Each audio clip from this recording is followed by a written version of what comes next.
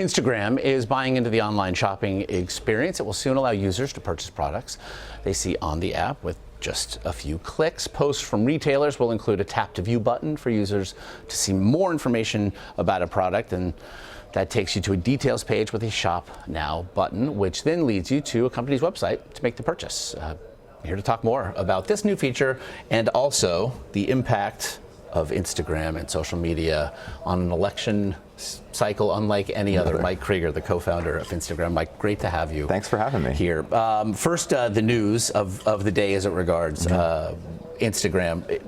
The Shop Now, we've seen other social media sites attempt variations of it.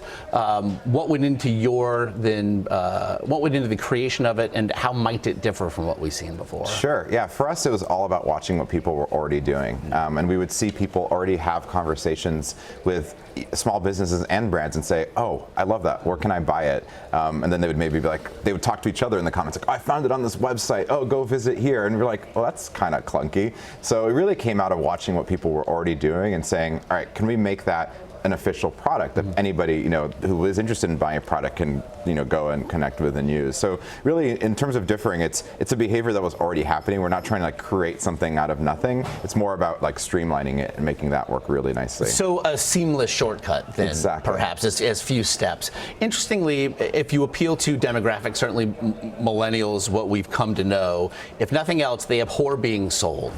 They don't want to feel as though they're having something forced upon them. Is it obviously you allow then for that sort of idea and that byproduct of crowdsourcing, I suppose, when you come up with something like this? Yeah, and I think that there's this also sense of how people want to shop these days, where it's it might be an impulse, it might be something they've seen a couple of different times, it might be a recommendation, which I'm also excited about, to say, "Oh, look, we see this a lot in Instagram comments. You see a little just one word mention, which is, hey, somebody else, come see this." So I'm excited to have people go like, "Oh, you need to get this." This is going to be something that people are going to recommend to each other too. We've seen it on a far more fundamental and perhaps pragmatic and impactful way on your site, other social media sites, as it regards the election as well. We've seen a candidate ride social media, use it. It functioned, it seemed, for Donald Trump at times as a de facto campaign all by itself. When you see the impact of social media on the 2016 election cycle, what do you see?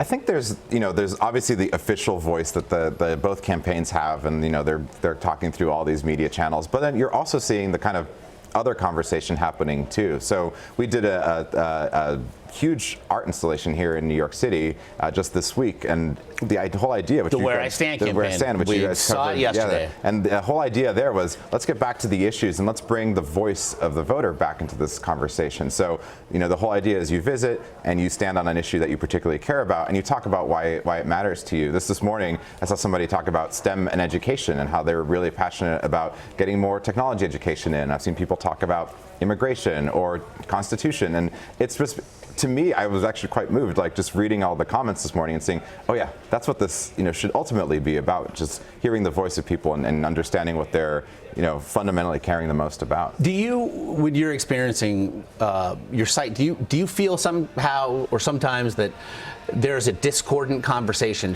You see things happening in real time with real people that doesn't necessarily jibe with what it is we're discussing, whether they're poll numbers, policy stances, etc. I think one of the hardest things is to understand how much of what you're experiencing is because of the people you're already interacting with versus the broader conversation, which is why it's kind of fun when you have a little bit of cross-pollination and people seeing oh, that's a different perspective, and sometimes positive, not always, but I love that kind of mixing of opinions, because I think that's where some interesting kind of new understanding can come from. You mentioned cross-pollination, and I'm struck. We talk and have been spending months talking about the idea of the Hispanic vote.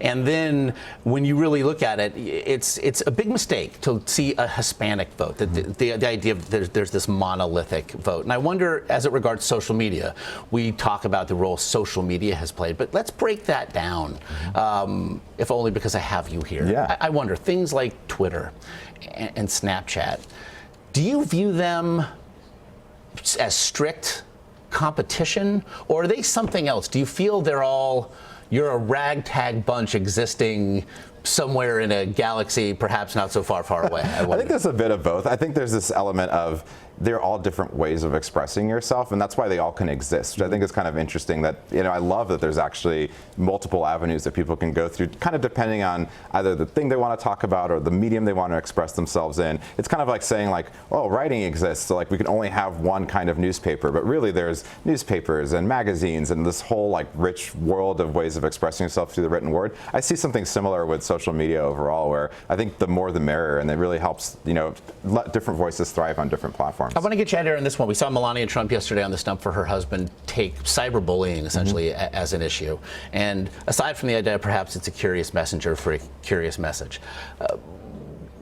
Where do you see that? And I know that you've mentioned like the difficulties of controlling it when you talk about the scale at which you would have to. But where do you see the next year, 2 years, 5 years of something that has become an outlet for a national scourge that must be stopped? Yeah, we care about it deeply at Instagram. So we've put a whole team on working on exactly this problem. We call them the Protect and Care team, because we really care about the people who use Instagram. And one of the biggest things that they've been doing is, let's get comments in a more sort of nice place to be on Instagram. If you've posted a video or a photo, you want your comments to be representative of the conversation you want to have with people, not some random internet troll. So we've added a lot of ways to delete comments, filter the ones that you don't want out. For really large accounts that just get a lot of comments, if they're like, you know what, I'm really not in the mood to be commented at today, they can turn comments off for some of the accounts. So we're trying to add a lot of controls, and we're also doing some interesting work around, can we automatically detect some of this bad behavior and just nip it in the bud? And it's something that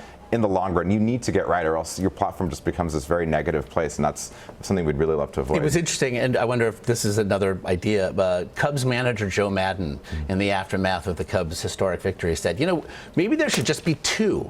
Maybe there should quite literally just be good social media and bad social media. So you can exist in the land of unicorns and rainbows, or you could just find out what a horrible person you are over and over again. I don't know. Perhaps that. Joe Madden, we're coming for you. Mike Krieger, really appreciate it. Thanks for having me. Where I Stand campaign, terrific stuff. We really appreciate the partnership we had with you there, and thank you for the time. Thanks for coming by. Thanks.